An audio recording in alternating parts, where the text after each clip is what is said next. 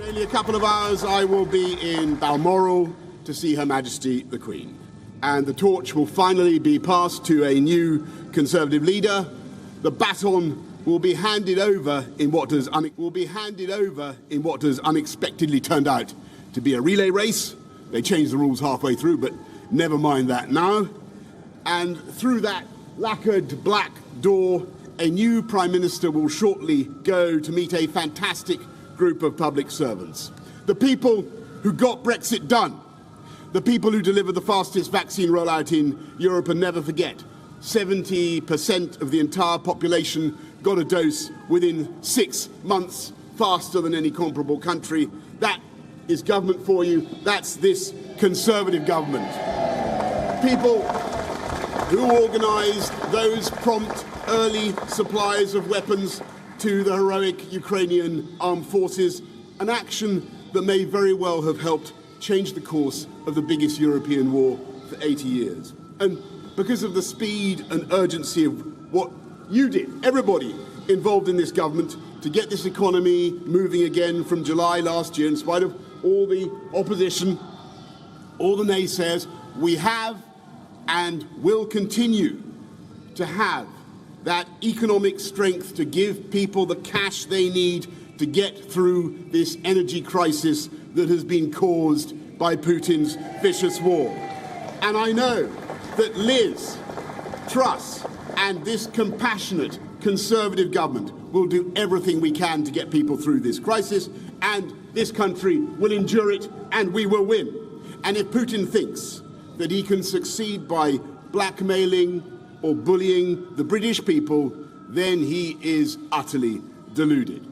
And the reason we will have those funds now and in the future is because we Conservatives understand the vital symmetry between government action and free market, capitalist, private sector enterprise. We're delivering on those huge manifesto commitments, making streets safer, neighbourhood crime down 38% in the last 3 years, 13,790 more police on the streets, building more hospitals, and yes, we will have 50,000 more nurses by the end of the decade, and 40 more hospitals by the end of 50,000 nurses by the end of this Parliament, I should say. 40 new hospitals by the end of the decade. Putting record funding into our schools and into teachers' pay, giving everybody over 18 a lifetime skills guarantee so they can keep upskilling throughout their lives. 3 new high-speed rail lines, 3, including Northern Powerhouse Rail, colossal road programmes from the Pennines to Cornwall, the rollout of gigabit broadband up over the last 3 years, I am proud to say, since you were kind enough to elect me, from 7% of our country's premises having gigabit broadband to 70% today. And we are, of course, providing the short and the long-term solutions for our energy needs, and not just using more of our own domestic hydrocarbons, but going up by 2030 to 50 gigawatts of wind power. That is half this country's electricity needs from offshore wind alone. A new nuclear reactor every year. And looking at what is happening in this country, the changes that are taking place, that is why private sector investment is flooding in. More private sector, more venture capital investment than China itself. More billion-pound tech companies sprouting here in the UK than in France, Germany and Israel combined. And as a result, unemployment, as I leave office, unemployment down to lows not seen since I was about 10 years old and bouncing around on a space hopper, my friends. And on the subject of bouncing around in future careers, let me say that I am now like one of those booster rockets that has fulfilled its function, and I will now be gently re-entering the atmosphere and splashing down invisibly in some remote and obscure corner of the Pacific. And like Cincinnatus, I am returning to my plough. And I will be offering this government nothing but the most fervent support. This is, I'll tell you why, this is a tough time for the economy. This is a tough time for families up and down the country.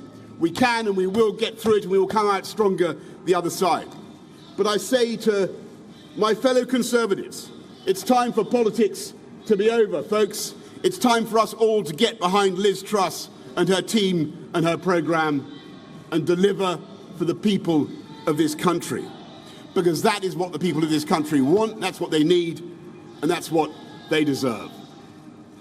I'm proud to have discharged the promises I made to my party when you were kind enough to choose me.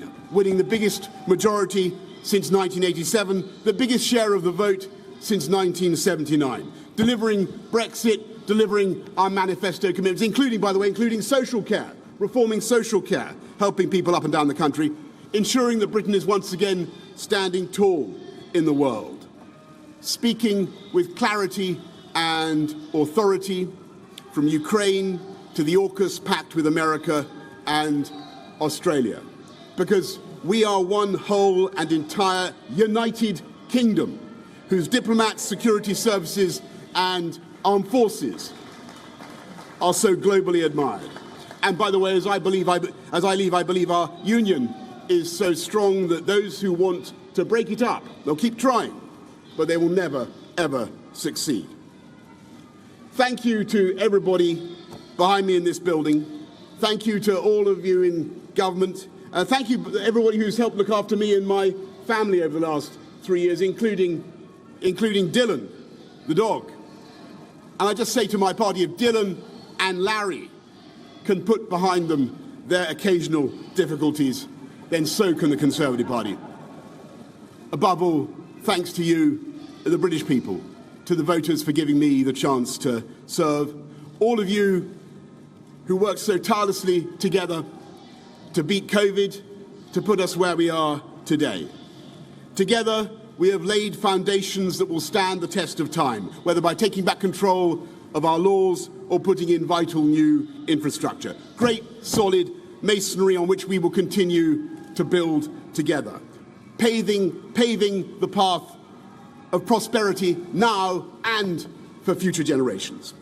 And I will be supporting Liz Truss and the new government every step of the way. Thank you all very much. Thank you and goodbye. Thank you.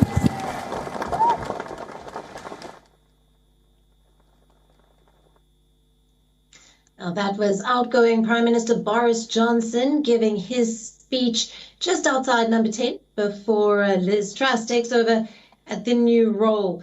Now he and Truss will be travelling to Balmoral in Aberdeenshire, where he will now offer his resignation to the Queen, and she will appoint Liz Truss as the new Prime Minister. Later this afternoon, we are, of course, expecting Truss, who will be addressing the nation outside number 10. She is also expected to start naming her cabinet, with Home Secretary Priti Patel and the Culture Secretary Nadine Dorries already resigning. Now, Truss was announced Conservative Party leader yesterday after winning 57% of the members' votes against Rishi Sunak.